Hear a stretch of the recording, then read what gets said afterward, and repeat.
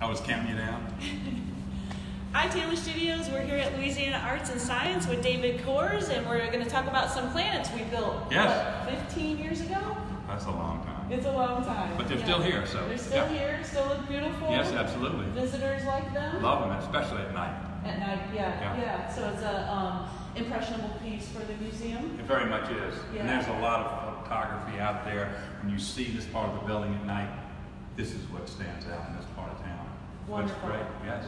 Yeah, and it was a complicated installation, as you can see, for us to hang them in this atrium space.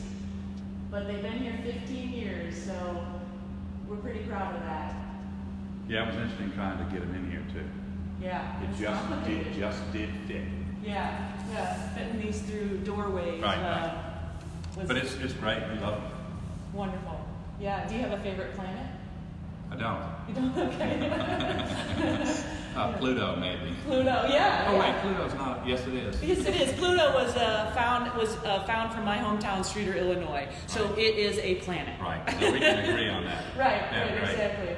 Yeah. Well, we thought we'd show off some more of our work. Thanks for joining us.